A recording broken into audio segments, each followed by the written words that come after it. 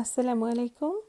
আমার আজকের রেসিপি আমার অসম্ভব পছন্দের তেহারি।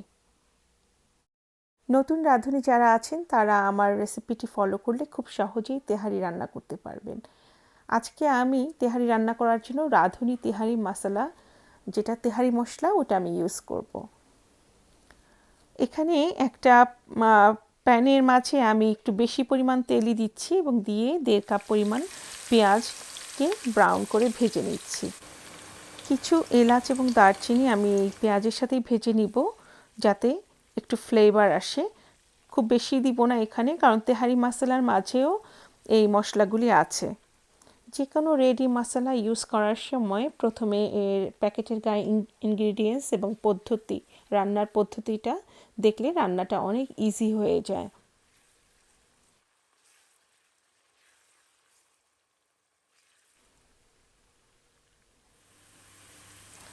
পেঁয়াজটা সোনালি রঙের হয়ে এসেছে, দেখতে পাচ্ছেন। আজকের তেহারি রান্নাটা আমি আমার খুব পছন্দের মাংস, যেটা শিপ বা ভেড়ার মাংস দিয়ে দেখাচ্ছি। ভেড়ার মাংসে একটা স্মেল থাকে, তো ওই স্মেলটা আপনারা যদি একটু রসুন বাটা বা আদা বাটা একটু বেশি করে দেন তাহলে স্মেলটা থাকে না। তো আমি এখানে 1.5 টেবিল চামচ পরিমাণ রসুন বাটা, 1.5 টেবিল চামচ পরিমাণ আদা বাটা এবং 1.5 টেবিল চামচ পরিমাণ পেঁয়াজ বাটা দিয়ে দিচ্ছি।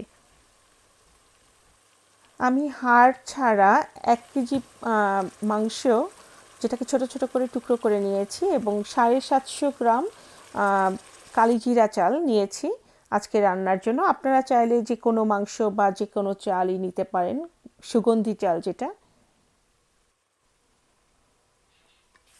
কাঁচা মশলার যাতে গন্ধ না থাকে এই জন্য মশলাটাকে আমি একটু কষিয়ে নিচ্ছি, এবং এরপরে আমি রাঁধুনির প্যাকেটের পুরো মশলাটাই আমি এখানে ঢেলে দিব। আমি এর বাইরে কোনো রকম মশলা ইউজ করছি না, আর হলুদ বা মরিচের গুঁড়া কোনোটা ইউজ করব না। এখন অন্য মশলাগুলোর সাথে এই যে রাঁধুনি মশলাটাকে আমি একটু কষিয়ে নিচ্ছি।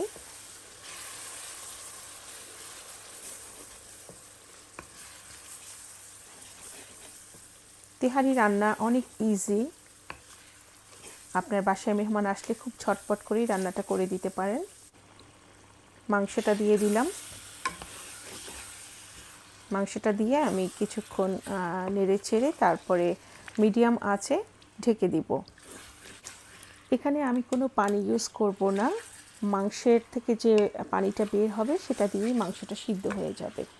এবং এই মাংসটা সিদ্ধ হয়ে যাওয়ার পরে এই যে তেলটা দিয়েছিলাম একটু বেশি পরিমাণ করে বলেছি, তেলটা আমি মাংস থেকে ছেঁকে নিব, যেটা আমি পোলাওটা রান্না করার সময় দিব।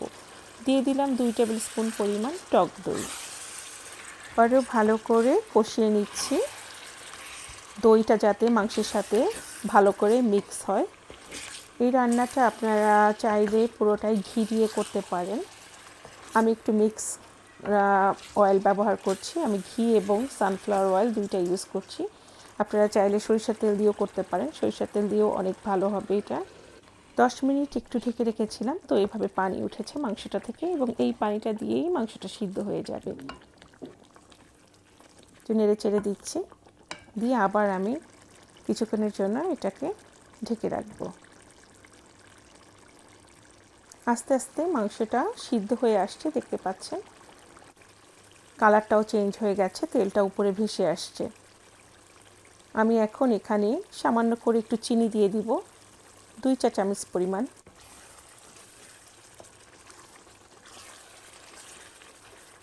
তেলটা ভেসে আসছে, বারে বারে একটু নাড়াতে হবে যাতে হাঁড়ির তলাটা লেগে না যায়, কারণ একটু যদি বার্ন হয় তাহলে এটার ফ্লেভারটা নষ্ট হয়ে যাবে।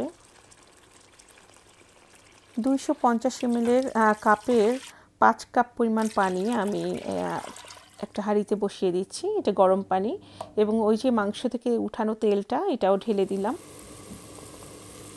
এবং দিয়ে দিচ্ছি চাল, এখানে 750 গ্রাম পোলাওর চাল, যেটা কালিজিরা চাল, এটা দিয়ে দিলাম। আর দিয়ে দিব এখানে 15-20টার মতো কাঁচামরিচ, কিছু কিশমিশও অ্যাড করেছি। এখানে দেখতে পাচ্ছেন যে আমি আলাদা করে কোনো তেল দেইনি, মাংসের তেলটাই আমি এখানে তুলে দিয়েছি। দিয়ে দিব অল্প করে একটু ঘি, যাতে একটু সুন্দর ঘ্রাণ আসে। হাই ফ্লেমে দিয়েছি আঁচটা, এবং চালটা যখন হাফওয়েতে হয়ে যাবে তখন আমি জালটাকে কমিয়ে দিব। আমি এখানে আপাতত লবণ ইউজ করছি না, কারণ মাংসটা মিক্স হলে তখন বোঝা যাবে লবণ কতটুকু দিতে হবে। কারণ মশলাতে, যেটা প্যাকেট মশলা আমি ইউজ করেছি, ওখানে লবণ ছিল অ্যাড করা। যে হাফওয়েতে হওয়ার পরে আমি এখন মাংসগুলিকে অ্যাড করছি। ভালো করে মিক্স করে নিব চালের সাথে মাংসগুলো। নেড়ে চেড়ে আধা কাপ পরিমাণ তরল দুধ এবং 2 টেবিল চামচ পরিমাণ কেওড়া জল দিয়ে আমি এটাকে 10 মিনিটের জন্য অল্প আঁচে রেখে দিব। আপনারা এখানে কেওড়া জল না থাকলে গোলাপ জলও ইউজ করতে পারেন, যেটা রোজ ওয়াটার।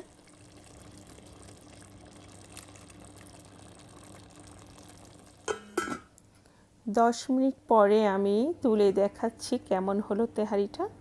দেখতে পাচ্ছেন অনেক সুন্দর ঝরঝরে এবং মোলায়েম একটা তেহারি হয়েছে। একদম যে তেহারিটাই আমি চেয়েছিলাম, নীলক্ষেত বা পুরান ঢাকার তেহারি। একসময় খুব খেতাম ঢাকা ইউনিভার্সিটিতে পড়ার সময়। ওই তেহারিটাকে আমি খুব মিস করছিলাম। তো আমি রান্না করে দেখালাম যে আসলে ঘরেও রান্না করে খাওয়া সম্ভব। 6-7 জনের পরিমাণ রান্না হয়েছে এখানে। আমি একটা ডিশে করে আপনাদেরকে দেখিয়ে দিচ্ছি কেমন হলো রান্নাটা। আই হোপ আপনারা আজকের আমার এই রান্নাটা পছন্দ করেছেন। আর আমার রান্না ভালো লাগলে প্লিজ আমার রান্না শেয়ার করবেন এবং আমার চ্যানেলটার সাথে থাকবেন, আমার চ্যানেলটা সাবস্ক্রাইব করবেন। ছোট বড় যে কোনো পার্টিতে আপনারা এরকম একটি তেহারি রান্না করে সাথে সালাদ দিয়ে গেস্টদেরকে পরিবেশন করতে পারবেন খুব সহজে, এবং খুব মজার একটা খাবার।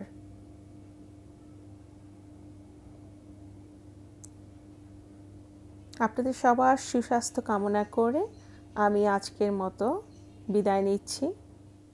আল্লাহ হাফিজ। আসসালামু আলাইকুম।